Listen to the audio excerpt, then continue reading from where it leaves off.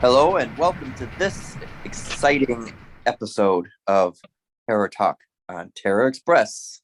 My name is Jason Bradford, and today with us we have Tony Garcia. Tony Garcia is a horror lover, and Tony, what brings you on the Oh, show?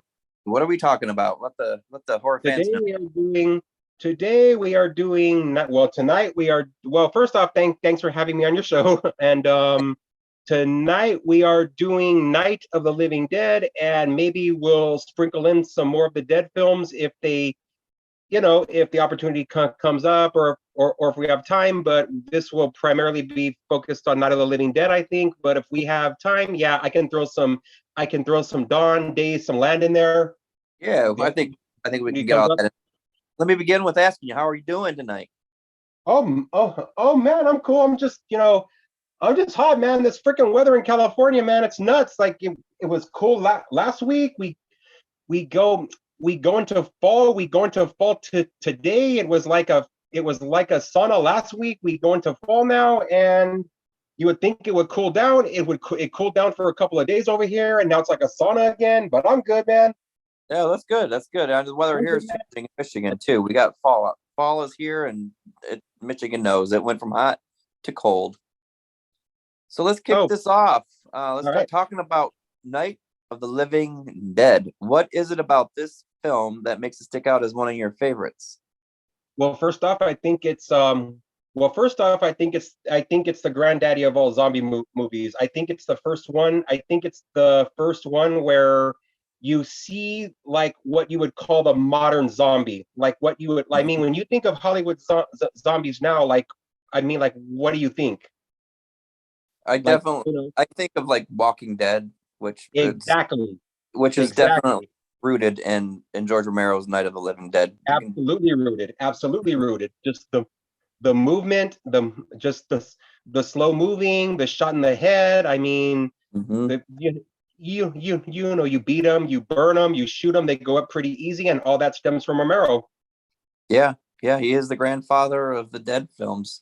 And Night of the Living Dead, you might say is, for lack of a better word, you might say it's the patient zero of the genre. Yeah, that would totally make sense. Absolutely agree with that 100%. What is it about Night of the Living Dead? The characters and the pacing and stuff like do you think makes it stand out for the time that it was made?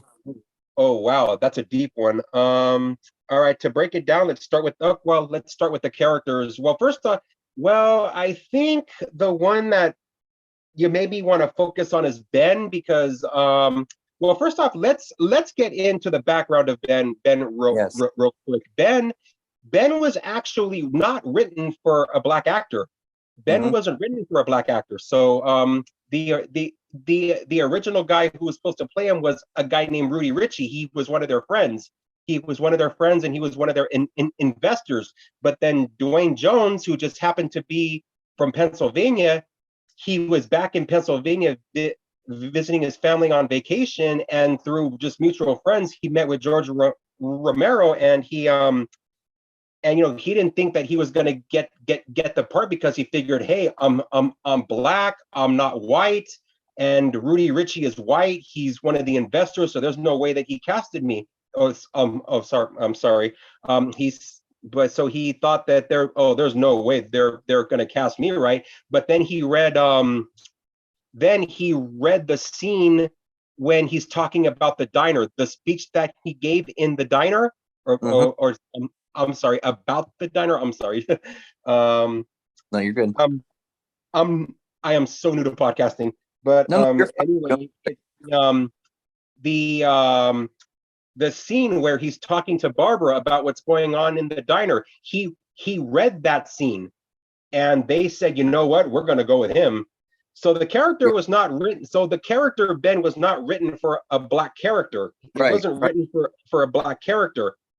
And They just I love that about that's one of the things I loved about the casting of this film is that Dwayne Jones got the role of Ben because he was the best audition that Romero heard. And what made that unique and groundbreaking was he played a hero. And back in that time, black men didn't play the hero in a predominantly white cast. You had mentioned earlier about the um, the investor, how he was supposed to play the character of Ben, and how there was a lot of family and friends and local theater actors that were cast, Judith Oh, Judith O'Day O'Day. was cast as Barbara. She was a local theater actress, and she had no motion picture experience. This was her first big. Well, what happened with Judith? What happened with Judith was that she was actually okay. She grew up in Pennsylvania, right? So she's from Pennsylvania, right? But when they were doing Night, and I actually didn't know this until I researched it a little bit. What happened was that she had actually tried getting into Hollywood when they were getting ready to do Night. When they were getting ready to do Night, she wasn't even in Pennsylvania. She was actually in Hollywood, trying to get a job out in Hollywood. But then I think it was somebody had called her. It could have been Russ Strainer. It could have been John Russo. It was somebody, and they called her and they said, "Hey, come home because we want you to, audition for something." And that's how she got Night. She was actually trying to get into Hollywood, but then she went back. Then she went back to Pennsylvania, and that's how she got Night. And I mean, you really never know. I mean, you really don't know how things are going to work out, Right.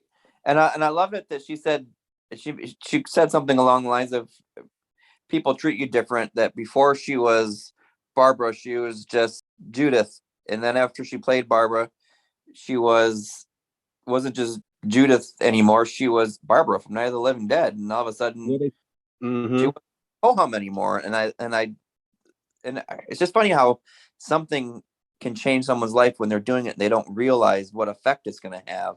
Well, the same thing had happened with Dwayne Jones. Actually, the same thing had happened with him. Yep. Like he just became associated. He just became associated with Ben. Yeah, and I know that he grew to kind of, wouldn't necessarily he grew to resent that, but he was hoping that it wasn't going to be the case, throughout I know that he had complicated feelings about it. I know they were complicated. It wasn't. Yep. I know he had complicated feelings about it. I know that because I'm not him, so I can't speak for him. Yeah, but I do know that there was some complication there. Yeah. This happens a lot too in films. I was just discussing this with somebody a couple days ago on an episode. We were talking about Kevin Bacon and Friday the 13th and how he didn't start to embrace it until recently, and how there have been a couple other actors, like Mark Patton, who played Jesse in Nightmare on Elm Street 2. He had a hard time with the results that it put on him in his life. Well, I think it was that, and then I also think it was some other things. I think I don't know much about his story, but I do know that there was a documentary on him. I haven't had a chance to go watch it yet, but I do know that there was some other stuff with Mark Patton. I mean, it wasn't just the typecasting, but I think it was other stuff with him too, man. I mean, poor guy, man. Poor guy. Yeah. He's an amazing talent too. He was in a film called Come Back to the Five and Dime Jimmy Dean. But I'm straying a little bit from our film, and let's get back to Night of the Living Dead here. Now, what do you think the audience and critic reactions were, and how do they contrast each other at the release of this film?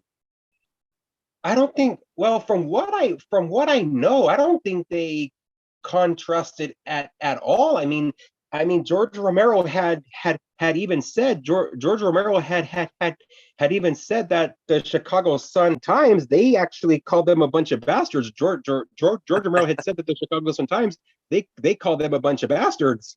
Wow. So I know that the critics weren't entirely kind to it. I think Roger Ebert,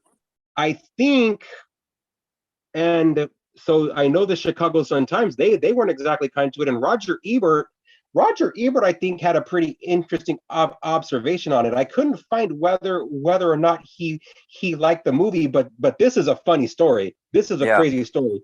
He said that when he went to go see the movie, he said that when he was reviewing the movie, somebody messed up and put it in a matinee. So you had little kids and families watching Night of the Living Dead, and basically, pardon my French, but everything just went to shit. Like the kids were screaming, the parents were freaking yelling. the parents were Oh going to yeah. the freaking front and saying, how can you play this? How can you show this? Little kids were crying. And Roger Ebert had said this. He said, I have never seen, and this is very telling, very telling of how visceral the movie is. This is very telling of how visceral the movie is, just how visceral and how in your face it is. He Hmm. said, I have never seen an audience reaction to a movie like that ever. Yeah, there's very few movies who have that effect on audiences. And it's also funny how you said the Chicago Sun-Times deemed this movie so badly, where on the flip side you got like Empire and the New York Times calling it one of the greatest films Um, ever made, and you've got the Library of Congress oh yes, selected this film for preservation in the National yes. Film History. It's amazing that how some people can be so ashamed and offended by it, but yet here it is now, and it will be around forever. I did a film report. I actually I took like a film appreciation class in high school. I did a film appreciation class in high school, and I did I did like a little paper, like a little 1 or 2 page paper on Not a Living Dead, and my professor hated it. He called it garbage, or You know, not my professor, my teacher, my yeah. teacher, not my professor, my teacher. He hated it. He thought it was garbage. I did something similar in school. I did a report on a horror film too, but luckily I had the opposite effect. My teacher actually gave me an A+, so I was very surprised and elated by that. I'm lucky. Well, I'm lucky because the assignments were basically like if you just hand something in, you get credit. If you don't hand it in, you don't get any credit. So I'm pretty sure I got Uh, credit for it. well, that's good. But I had to take a lashing from my teacher because he just said, well, he says something about, oh, this is trash, this is garbage, and I just remember thinking, well, he's entitled to his opinion, I Yeah. guess, but And that's exactly my point on how some people were so offended by it, and some people want to protect it forever. It's just that kind of film. yes. Yeah. And I think it's like that with the entire series in general. I mean, I think it's the same way Yeah. with Dawn. I think it's the same way with Day of the Dead. I Hmm. guess to a lesser extent, it's like that with Land of the Dead. I mean, because I mean they're all. I mean, what are they really? They're all social commentary. I mean, they were all made to reflect the decades that they Yeah. were made in. Yeah. Now you mentioned Dawn of the Dead and Day of the Dead and Island. What's the core strain that you think these films all have in common that tie them together as far as technique and style go? Oh wow, that's a good question. I would say, okay, well, I'm not really. I just wish I got more into technique because when I was in film school, I really really wish I got more into technique. So I'm not sure I'm going to be able to articulate this right. I think that okay, I think a good place to start would probably be the overall look and the overall like mise en scene. If you look at dawn, day, and land, let's include night. If you look Yeah. at night, dawn, day, land, I think really Dawn is probably the one that sticks out the most because I think somebody said it best. Somebody said it basically looks like it's basically like a 2.5 hour and Andy Warhol painting because how it was shot, like kind of the brights and the darks. Yes. I I think of the I hadn't heard that, but I totally see it now that you say that. Yes. yeah, because I'm really new to podcasting. Um, Good. I'm trying to word this just right because Dawn, I think it has the brightest look. I mean, okay, Yeah. I'm not an Andy Warhol fan, so I really can't comment on Andy Warhol, but I will say this. To me, Dawn always kind of resembled a comic book in the way that it was shot. It kind of had The some of color. these splashy scenes, like kind of these Yes. splashy, I don't know if I would say splashy scenes where like there's like either extreme bright or extreme dark. And night, day, and land, they're not necessarily like that. They're not necessarily like that. That's why I think that's why a lot of people say that Dawn is their favorite. And in Yeah. fact, on deciding on which one to do for this, I could not decide. I could No. not decide. I Yeah, absolutely could not decide because I could have picked Night and I could have picked Dawn, but Dawn is just the most different out of Dawn is just the most different looking. It just has the most unique aesthetic out of all of them. I think You know, I think if you were to watch Dawn of the Living Dead in black and white, I think it would look beautiful they with say they with the say light that. and the shadows, and because I know there's something about the way the faces are just painted blue to me. I mean, it looked very theatrical, and I think if we were to desaturate that film entirely and with the contrast and the lighting, the black and white, I think it would look stunning, especially if you did a double feature with the original back to Mm-hmm. back. I think they would look Oh yeah, beautiful. Now, and you know, I recently read an article of I recently read about I don't know if you've seen this article that Screen Rant had come up that they Screen Rant just did an article, and the title was 10 reasons why Dawn of the Dead doesn't hold up today, or 10 reasons why Dawn of the Dead is outdated, or it was some stupid title like that. But anyway, one of their complaints was the makeup, and I was thinking, well, they have to look dead. right? I mean, maybe they did over exaggerate the makeup a little bit, but if you go back and look at Night, and this was something that I kind of noticed about shooting Night in black and white, and this is not a knock on it. This isn't a knock on it. The makeup effects don't come through as well. So I guess with Dawn, maybe they were trying to maybe they were trying to overcompensate with the Yeah, makeup. I don't know, but yeah, that's a good observation. If they now were to if they were to remake Night of the Living Dead today, what do you think they would be able to bring to the table, and what do you think they wouldn't be able to recapture? Um, okay, let's talk about what they can do. Mm-hmm. Obviously, I think you'd probably have a black lead, probably. You'd probably have a black lead. Mm-hmm. I mean, obviously now. I think the premise would probably be more or less the same, unless you wanted to do something completely different and have it take place in like have it take place in like a city, or have it take place in like a city or like the suburbs, which I think might be interesting. Mm-hmm. But what you can't do, okay, first and foremost, George Romero had said this.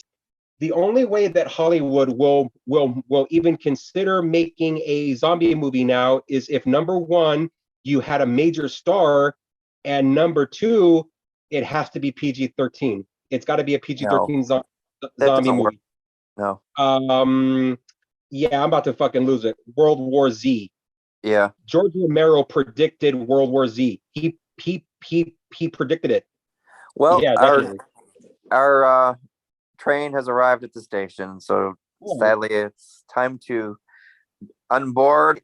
Yeah, I had great fun. I would love to have you back on again. I think maybe if we wanted to talk a little bit more about the franchise, even Return of the Living Dead, which I felt was a very loose sequel. you know what? You know what? You read my mind. You totally read my fucking mind, man. I swear you totally read my mind, because I was even thinking this conversation might go into Return of the Living Dead, Mhm. but then I was kind of hoping it wouldn't have, because Return of the Living Dead, it deserves its own podcast. It deserves I so. mean, Well, join me again, and we'll do Return of the Living Dead. whenever you want to do it. All right, great. I will be in touch with you very soon, and thank you for joining us on this episode of Thanks for having me, Hero Jason. Talk. Yeah, Yeah, you thanks, have. thanks for having me. It's been a blast. Thank you. It has been a blast, and I thank you. Have a great evening, Tony. All right, thanks, Jason. All right. You too, man. Take care.